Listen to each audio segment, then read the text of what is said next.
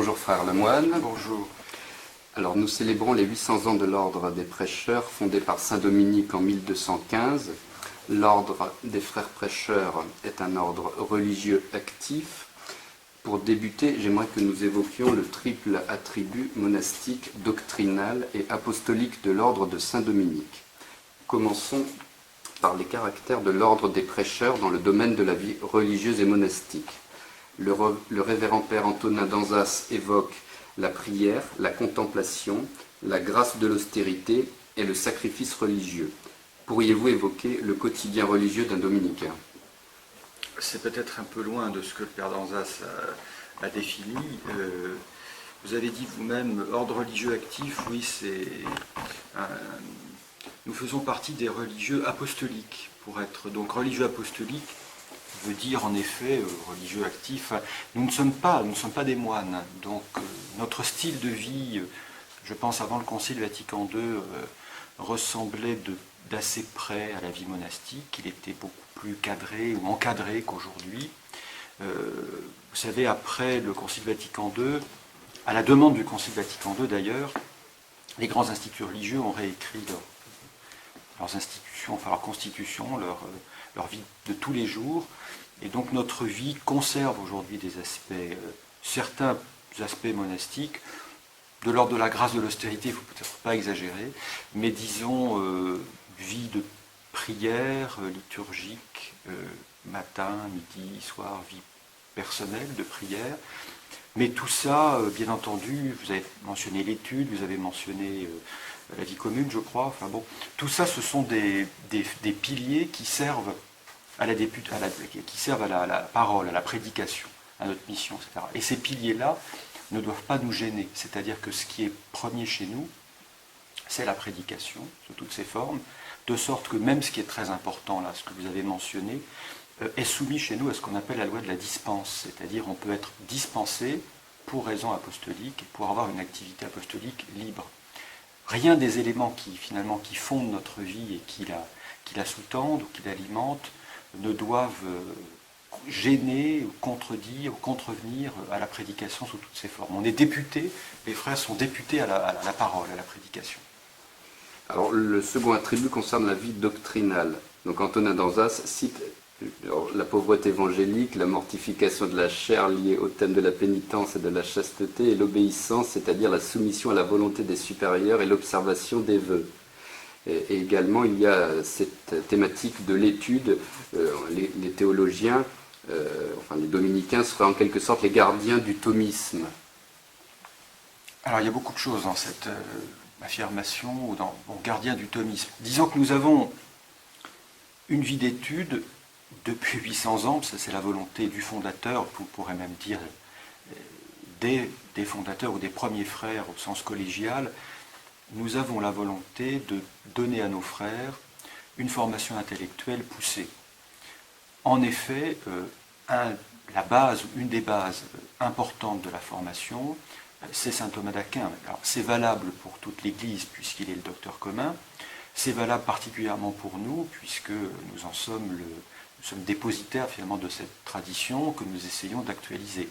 Ça ne veut pas dire que les dominicains se contentaient d'ailleurs est faible, d'étudier saint Thomas, parce que saint Thomas c'est un monde, c'est un univers très complexe. Nous actualisons aussi, si je puis dire, avec d'autres études, y compris la théologie contemporaine ou les sciences humaines, etc. Mais nous avons en effet la charge de transmettre, c'est une vraie tradition, ce qui vient de saint Thomas pour le renouveler au service de l'Église et du peuple chrétien aujourd'hui. Alors le troisième attribut a trait à la vie apostolique et au ministère doctrinal. L'ordre de Saint-Dominique est un ordre des prêcheurs. Humbert de Roman écrit « La grâce de la prédication est un don spécial de Dieu. Le prédicateur puise dans la contemplation ce qu'il distribuera par la parole. » Donc nous pouvons peut-être développer la dimension apostolique, missionnaire et éventuellement civilisatrice des dominicains. Contemplation, vous mentionnez contemplation, oui, c'est une des devises de l'ordre, contempler et transmettre aux autres ce que l'on a contemplé. La prédication, c'est quand je dis sous toutes ses formes, la forme liturgique qui est connue. Autrefois, on avait les dominicains qui prêchaient des carèmes, des avents. Maintenant, c'est un peu moins le cas parce que les curés diocésains sont aussi bien formés que nous et ont repris depuis le Concile finalement cette charge-là. Donc on demande moins maintenant à des dominicains d'assurer cela. Mais c'est la prédication sous toutes ses formes. Donc on est présent en effet beaucoup dans les médias. Pour nous, c'est notre vie de prédication aussi. Les médias lents comme le livre, les médias rapides comme le Jour du Seigneur, la télévision, la radio, France Culture. On a donc toutes ces implications apostoliques-là. Pour avoir toutes ces implications apostoliques-là, nous devons les appuyer sur une vie d'étude solide. Donc c'est ce qu'on essaie de faire. Mais encore une fois, la contemplation du mystère du Christ, mort et ressuscité, c'est le point d'appui essentiel. Donc finalement, la vie spirituelle du frère est le point d'appui essentiel pour sa prédication. Et je dirais même le travail de l'Esprit Saint en lui, ce que l'Esprit arrive à produire en lui, est la source d'une prédication authentique, c'est-à-dire arriver à puiser dans le travail de conversion que le Seigneur réalise en nous, arriver, y compris au cœur d'une fragilité humaine, arriver à puiser les forces qui vont être nécessaires pour transmettre aux autres le message contemplé. Alors, est-ce qu'on pourrait peut-être revenir sur la modernité prédicative? Alors, par exemple, les dominicains sont assez présents sur Facebook, sur les réseaux sociaux. Est-ce que ça a renouvelé, en quelque sorte, la prédication, et si oui, comment? Oui, bon, ce qu'on essaye de faire, c'est de pénétrer l'univers des médias modernes. Alors, quand on ne le connaît pas, on essaye de l'approprier, de découvrir et d'user des moyens de communication modernes pour mieux transmettre. On essaye de le faire. Donc, si vous voulez, on pourrait dire, pour aller vite, c'est tradition et modernité. Donc, les dominicains de saint Thomas d'Aquin à Facebook. De fait, on est présent sur Facebook, on est présent sur une activité apostolique qui marche bien, qui est celle de retraite dans la ville, que des frères étudiants au couvent de Lille avaient mis en place et qui marche très bien. Donc on essaye en effet d'investir ces médias pour ne pas être absent de ce que les jeunes générations en particulier pratiquent. Comment être absent de ça? C'est tout à fait indispensable aujourd'hui. Alors, saint Dominique a fondé l'ordre des prêcheurs pour annoncer la parole de Dieu dans un monde qui ne l'entend plus. Aujourd'hui, quelle place peut avoir cette parole dans notre société sécularisée? Elle est d'autant plus importante que la société sécularisée, c'est-à-dire la société souffre d'un manque de parole. Les gens ne se parlent plus, on communique très vite, on transmet des informations mais on ne se forme plus, on informe mais on ne se forme plus. Les gens souffrent par exemple, et souvent de ne pas pouvoir se parler. Donc la qualité de la parole, c'est ce qui fait quand même l'humanité de l'homme, c'est ce qui définit au mieux l'humanité de l'homme, c'est la capacité de parler, d'échanger. On parle d'ailleurs de l'incarnation du Verbe comme un admirable échange. Donc là, il y a un travail pour les dominicains qui est colossal, et qui est d'autant plus urgent que la société n'arrive plus à communiquer. Enfin, si, on communique, mais on se parle de moins en moins. Alors, est-ce que vous pourriez revenir sur l'abandon de la prédication en chair? Alors, la chair, ça fait partie de la réforme, si tu voulais, liturgique du Concile Vatican II, c'est-à-dire probablement le fait que les prédicateurs, qu'à se souvenir des prédications du Père Lacordaire à Notre-Dame de Paris, donc le Père Lacordaire prêchait en chair, et on prêchait sans micro, donc il n'y avait pas de moyen de communication moderne, donc il fallait parler et donc avoir une voix suffisante, une capacité respiratoire et une posture, de façon à parler, faut-il dire, à communiquer ou à transmettre à des gens qui étaient assis à l'autre bout de la cathédrale.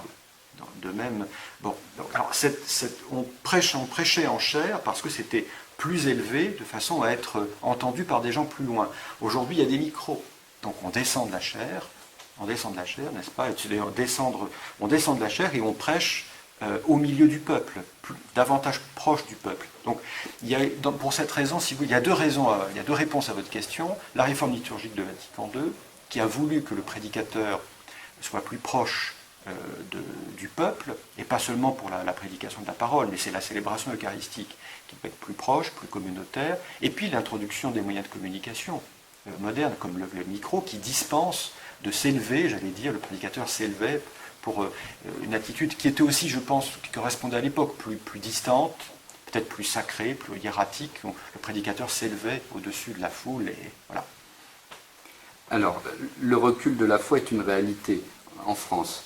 comment pourrait-on rechristianiser la France? Est-ce que la prédication déjà est un bon moyen? Ben, je ne sais pas s'il faut la rechristianiser. C'est-à-dire, quand vous dites rechristianiser, ça évoquerait, dans une certaine ambiguïté, ça évoquerait refaire ce qui a été fait. On ne peut pas refaire ce qui a été fait. Il faudrait déjà montrer que la France a été vraiment christianisée, ce qui historiquement est quand même contestable. Parler de la chrétienté, etc., c'est pas si facile que ça. Donc, rechristianiser, utiliser les mêmes moyens pour refaire ce qui a été fait, je crois que c'est peut-être pas la bonne idée. Il faut utiliser des moyens nouveaux pour répondre à une époque nouvelle, où en effet, je suis d'accord avec vous, puis de toute façon on ne peut pas ne pas être d'accord, il y a un recul de la foi, mais pour répondre à ce recul de la foi, il faut utiliser un autre langage, je crois. C'est très important la question du langage. On a eu un maître de l'ordre qui s'appelait Timothy Radcliffe, qui était un Anglais, qui s'est fait connaître par des lettres à l'ordre, qui ont parlé, si je puis dire, au communiqué bien au-delà de l'ordre, parce qu'il utilisait un langage qui rejoignait les gens dans ce qu'ils cherchaient, dans ce qu'ils vivaient, etc. Un peu, si vous voulez, comme le pape actuel essaye de rejoindre les gens au plus près de leur vie écologique, même de chaque jour. Donc, rechristianiser, je ne sais pas, Jean-Paul II disait nouvelle évangélisation. Qui dit nouvelle évangélisation dit certes évangéliser, mais pas rechristianiser. Utiliser, le contexte est différent. Le contexte, le rapport entre foi et raison, pour reprendre les mots de saint Thomas, est différent. Donc on ne peut pas refaire. Il faut tirer du neuf de l'ancien. C'est plutôt ça. Et alors justement, cette évangélisation ne passe-t-elle pas par un souvenir en quelque sorte des origines, des fondements chrétiens de la France? Oui, ce qui est très frappant, nous nous retrouvons aujourd'hui en 2015 un peu proches, nous nous retrouvons dans le même contexte, mais qui n'est pas le même contexte des tout premiers chrétiens. C'est-à-dire quand vous lisez les Actes des Apôtres, vous retrouvez, je trouve, des éléments tout à fait essentiels de ce qui se vit en ce moment. Les chrétiens se réunissent pour la fraction du pain, pour la vie de prière, humblement, etc., dans des maisons, etc. La déchristianisation étant massive, on retrouve des éléments de l'origine, c'est évident, mais attention à la reconstitution d'un passé glorieux ou d'une mythologie politico-religieuse. En réalité, on retrouve des éléments, mais dans un contexte tout à fait différent. C'est ces éléments de ressemblance et de dissemblance, aujourd'hui en 2015, qu'il faut travailler pour essayer de répondre à la question de la nouvelle évangélisation.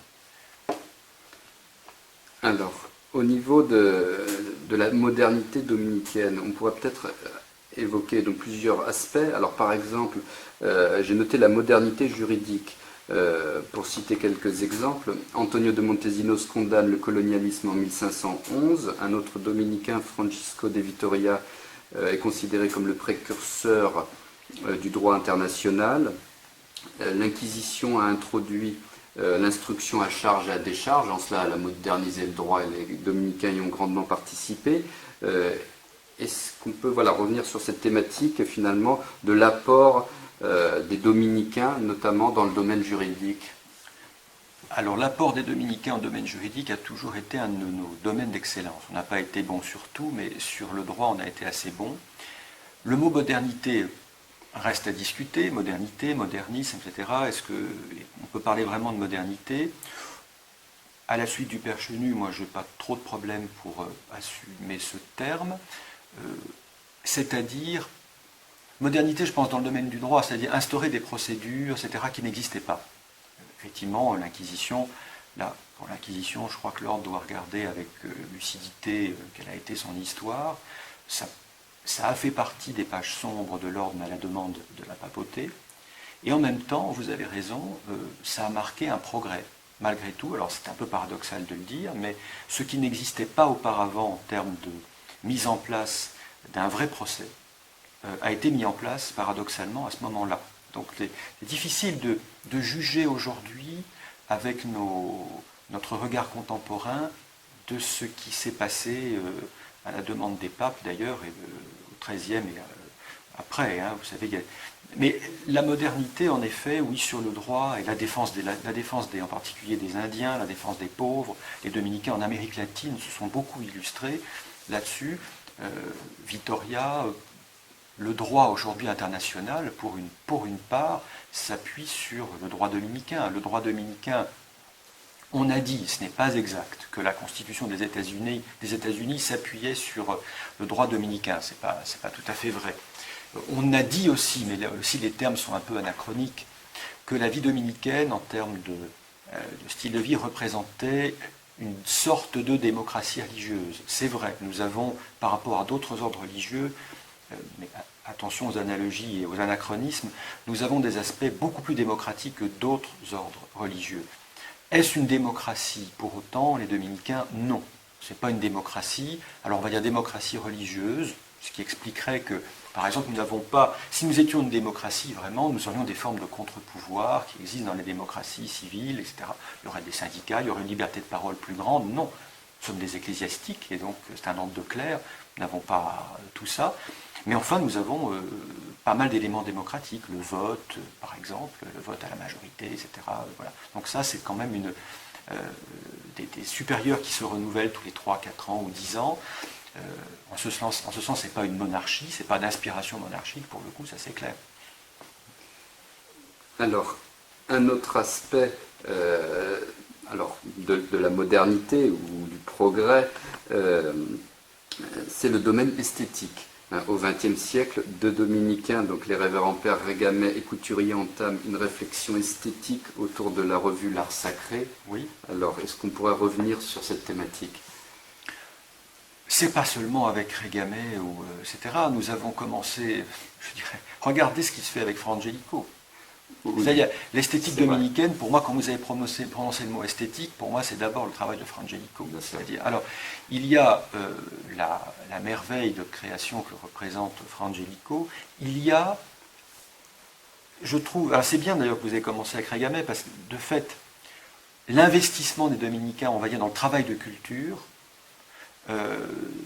a été repris, quelque chose de l'intuition, finalement, de Fra Angelico a été repris autour de l'art sacré, la question de l'art sacré. C'était une façon pour les dominicains, pas seulement pour les dominicains, mais il y a eu beaucoup d'acteurs dominicains de fait à ce moment-là, de faire confiance à des artistes parce qu'ils étaient géniaux, on va dire, ou talentueux en tout cas, doués, de leur faire confiance parce qu'ils avaient un génie créateur, pas d'abord parce qu'ils étaient, ça peut être choquant de dire ça aujourd'hui, chrétiens, mais parce qu'ils étaient des artistes au titre d'une compétence professionnelle et d'une compétence de création. C'est le travail que nous leur avons confié. On leur a fait confiance, ils ont créé du coup pour l'Église. Alors ils se sont appropriés la culture chrétienne, les églises chrétiennes, comment fonctionne une église, comment fonctionne l'univers chrétien, sacral, liturgique, et ils ont créé pour nous. Je pense par exemple à Matisse, l'œuvre de Vence, si vous avez l'occasion l'été de faire un peu de tourisme religieux ou spirituel, je ne sais pas comment il faut dire, allez à Vence et regardez, faites ce mini pèlerinage qui est une véritable transformation intérieure, qui consiste à visiter la chapelle de Vence. C'est éblouissant.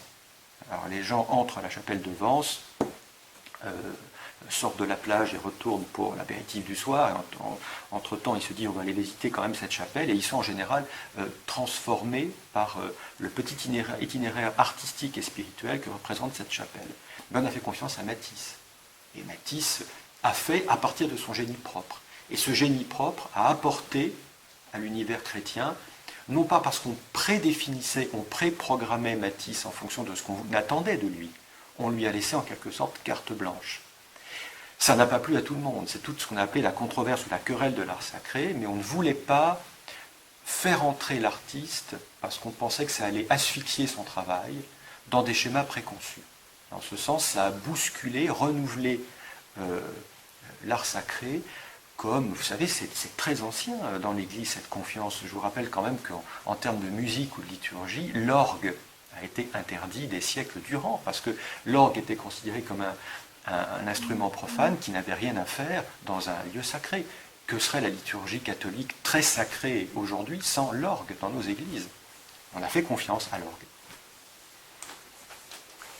Alors, un autre aspect, tentons d'articuler les fondements du christianisme à notre société mondialisée. La fraternité, la charité semblent s'opposer à l'individualisme et au matérialisme contemporain. Le droit canon interdit le capitalisme de spéculation. La Révolution française libéralisa l'usure. Le christianisme est la religion de l'amour. Souvenons-nous que la non-violence de Gandhi, par exemple, s'inspire du Nouveau Testament. Toutes ces valeurs ne sont-elles pas anachroniques dans une société capitaliste, sécularisée? Elles sont d'autant plus urgentes. C'est-à-dire, je crois, c'est pas du tout anachronique. C'est quand on pense qu'une valeur est désuète ou anachronique dans une société comme la nôtre, dont vous avez décrit vous avez fait allusion en tout cas aux dérives du capitalisme dérégulé. Bon, le pape en a parlé dans son dernière encyclique. C'est d'autant plus urgent d'inscrire des espaces de... Alors, est-ce qu'il faut dire charité? Le pape a une expression que je trouve très belle dans ses premières déclarations. Il parle d'amitié sociale. Bon, je ne sais pas trop exactement quand on peut mettre de l'amitié sociale dans une société qui est, comme disent d'autres, comme Zygmunt Bauman, il parle d'une société liquide, une société anonyme, qui est victime de la mondialisation, ce que le pape appelle la culture du déchet, un monde qui est d'autant plus anxiogène que tout se ressemble. Donc il faut inscrire des choses qui ne se ressemblent pas. Il faut inscrire des différences. On parlait de la parole tout à l'heure, la qualité de la parole, la qualité des échanges, l'attention aux plus vulnérables, aux plus démunis. Ça, c'est vraiment un principe régulateur du christianisme au service des sociétés, ce qu'on appelle la construction du bien commun. C'est toujours ce que les chrétiens ont mis au service de la société civile. C'est d'autant plus urgent qu'ils le fassent aujourd'hui dans la société hyper sécularisée qui est la nôtre. Société hyper sécularisée dont je vous rappelle quand même que depuis une dizaine d'années, elle se caractérise aussi par un certain retour du religieux. Donc entre un retour du religieux qui est parfois très irrationnel et fanatique, hélas on le voit souvent, et l'hypersécularisation qui correspond à une espèce de déficit de sens majeur, si vous voulez, une espèce d'hypertrophie des moyens, on a ça, hein. On a d'un côté une hypertrophie des moyens et une atrophie du sens. Et bien là, il y a une voie tierce, hein, il y a un tertium, etc., qui peut être donné par les chrétiens, et qui est en effet la construction d'un bien commun. Je ne sais pas s'il faut dire un bien commun pour tous, mais en investissant la question de l'écologie, c'est ce que le pape essaye de faire aujourd'hui. Une troisième voie, non pas juger les uns et dire les uns c'est super, les autres ils ont tort, mais inscrire une troisième voie qui a toujours été, si vous voulez, la voie chrétienne, puisque les premiers chrétiens, on les appelait au départ les adeptes de la voie. Alors, les idéaux chrétiens de la virginité, de la chasteté, de la vie religieuse ou bien du martyre ont-ils une place à l'ère de la mondialisation? D'autant plus. C'est-à-dire, nous ne sommes pas disqualifiés parce que quand on en parle en termes d'idéaux, bien sûr, ça peut sembler hors sol, on va dire. Et il y a une manière d'en parler qui est probablement hors sol, et probablement que le langage de l'Église a pu apparaître à nos contemporains, peut toujours apparaître à nos contemporains comme un peu éloigné de leur vie quotidienne, où pour beaucoup de gens, on imagine le préférable finalement, hein, et on se débrouille avec ce que l'on est. C'est ce qu'une théologienne de la Catho de Paris, Geneviève Medvielle, appelle faire du bricolage éthique, mais au bon sens du terme. Donc on fait du bricolage éthique. Le bricolage éthique, c'est loin des idéaux. Et en même temps, les chrétiens sont toujours convoqués à des idéaux au sens le plus brut, j'allais dire même brutal du terme. Regardez les massacres de chrétiens par les fondamentalistes islamistes en ce moment. Là, les idéaux des premières communautés chrétiennes sont intacts. Donc oui, il y a les idéaux, si vous voulez, il y a d'abord un travail d'adaptation à faire. Sur le martyr, il n'est pas question de rechercher le martyr, il est question de le vivre autant que faire se peut au service des siens et de son Église quand il nous touche, quand il nous frappe.